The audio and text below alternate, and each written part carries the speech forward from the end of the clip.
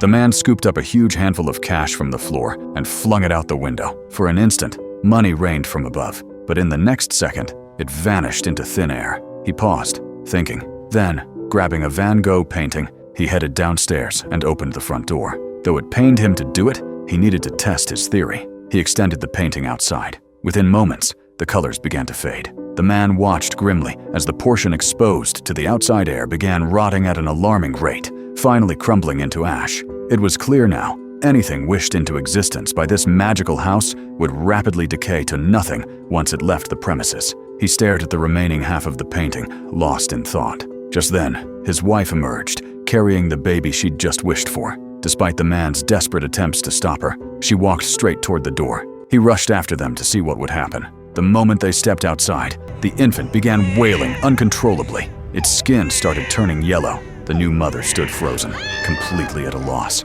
The baby's shoes began splitting at the seams. His wife shrieked in terror at the child's transformation. In just 3 seconds, the baby no longer looked like an infant at all. Unable to bear it any longer, the man grabbed the child and rushed back into the house. The couple stared at each other in disbelief. The child had aged into a teenager. Now the woman understood the house's terrible secret. Even though the boy was a creation of magic, she still treated him as her own son. She taught him to read and write, but never once allowed him to leave the room. Everything beyond these walls remained foreign and fascinating to the boy. Fearing his curiosity might lead him to sneak outside, the woman boarded up every window in the house, but this couldn't contain the boy's burning curiosity. He stole the keys and slipped out of the room. After just 10 seconds outside, he returned as a fully grown man. This bizarre transformation terrified the couple. The husband decided the boy was too dangerous. He lunged at him, and the two men grappled violently. The woman was accidentally knocked unconscious in the struggle. When she woke the next day,